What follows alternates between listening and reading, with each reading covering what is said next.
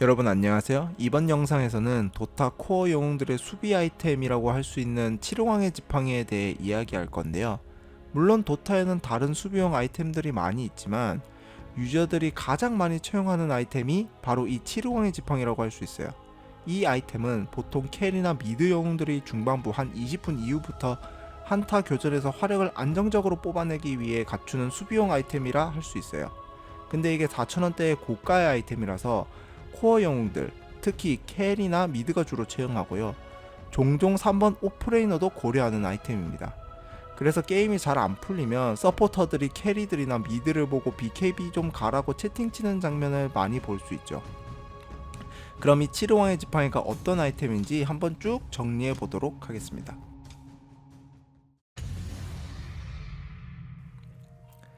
칠호광의 지팡이 이하 BKB라고 불리는 아이템은 화신이라고 해서 약화 면역을 시전하는 아이템으로 화신 발동 시 추가 마법 저항력 60%, 그리고 시전 즉시 해제 효과, 그리고 수초 동안 온갖 상태 이상 스킬을 막아주거든요.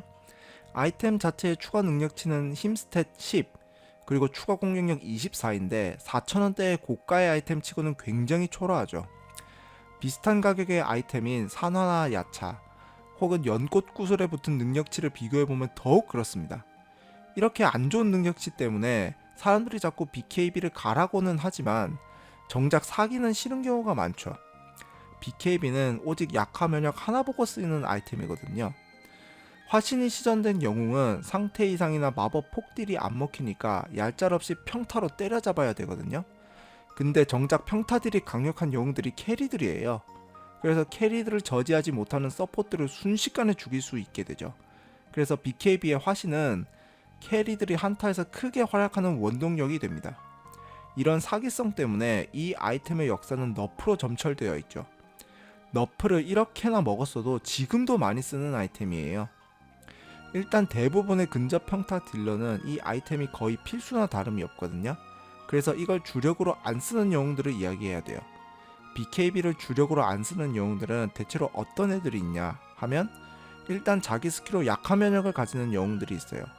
대표적으로 가면무사, 흡혈마 이런 애들이거든요. 그리고 회피기가 우수한 영웅도 있는데 대표적인 예가 바로 항마사 리키입니다. 그리고 환영창기사, 나가사이렌 같은 일부 환영 영웅들도 BKB를 쓰면 본체를 빠르게 구별할 수 있게 돼서 잘 안 쓰게 되고요. 그의 원거리 딜러들인 저격수, 드로우 레인저도 주력으로 가는 아이템은 아니라고 할 수 있죠. 그럼에도 불구하고 이런 영웅들도 역시 상황에 따라 필요하다면 꼭 BKB를 갖춰야 합니다. 이제 이 BKB라는 아이템의 독특한 용도에 대해 정리해 보도록 할 건데요. 첫 번째는 장판형 CC기를 상대해야 할 때입니다. 특히 장판형 침묵 기술을 상대할 때가 매우 중요한데요.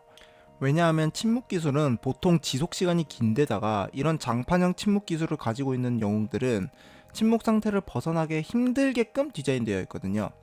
이에 해당되는 스킬로는 리키의 연막, 밤의 추격자의 끔찍한 위협, 디스럽터의 전자기 폭풍이 있는데요. 보통 도타에서 스킬을 못쓰게 막는 침묵 기술은 해제, 즉 디스펠로 풀리는 경우가 많거든요. 그래서 침묵을 대처하기 위해서 BKB를 사도 되지만 그냥 해제가 달려있고 부가 능력치도 훨씬 좋은 만타도끼를 사는 게 더 낫죠. 근데 이들 장판형 침묵 기술은 디스펠로 안 풀립니다. 그래서 만타, 링켄의 구슬 같은 수비용 아이템이 안 먹히게 되죠. 근데 이런 스킬들은 죄다 면역 관통이 안 돼서 오직 BKB로만 막을 수가 있습니다. 그 외 장판형 기절이나 구속을 상대할 때도 쓰게 되는데요. 대표적으로는 파도 사냥꾼의 재해, 천각 검사의 천둥구르기, 퍽의 꿈의 고리 등이 있습니다. 두 번째는 칼날 갑옷을 킨 적을 상대해야 하는 경우인데요. 보통 원딜러는 원거리에서 일방적으로 공격하면서 적을 제압하는 방식인데 이 칼날 갑옷은 반사 데미지를 주는 아이템이라 체력이 대체로 빈약한 원거리 딜러가 칼날 갑옷을 킨 적을 계속 공격하면 자기가 먼저 죽어버리는 상황이 나오거든요. 하지만 이 반사 데미지는 주문 면역을 관통하지 않기 때문에 BKB를 사면 반사 데미지를 방지할 수 있습니다. 세 번째는 안전하게 포탈 타기입니다. 흔히 불킹 포탈이라고 말하는데요. 도타에서는 모든 영웅들이 포탈을 써서 위급한 상황에서 순간적으로 우물이나 포탑으로 귀환을 할 수 있는데요. 이 포탈은 쓰는 도중에 기절이나 구속 같은 CC기에 막히는데 BKB를 먼저 쓰고 포탈을 쓰면 대부분의 경우 안전하게 본진으로 탈출할 수 있게 되죠. 그런데 이런 칠흑왕의 지팡이도 만능 아이템은 아니에요. 일단 약화 면역을 부여하는 화신은 사용 횟수에 따라 지속시간이 감소해요. 첫 시간은 9초에서 최종적으로 6초까지 지속시간이 점점 감소하는데, 그래서 시간이 지날수록 아이템의 위력이 약해지는 것이 눈에 보이는 정도죠. 그래서 BKB는 첫 번째로 사용할 때 이득을 크게 봐야 하는 아이템입니다. 그리고 주문 면역은 자기가 직접 시전을 해야 된다는 단점도 있어요. 이게 어떤 단점이냐면 상대에게 먼저 물리면 못쓰고 당할 수 있다는 단점이거든요. 상대가 갱킹 오는 걸 모르고 있다가 CC기 연계를 맞고 BKB 못쓰고 죽는 경우로 게임을 하다보면 꽤 자주 볼 수 있는 그림입니다.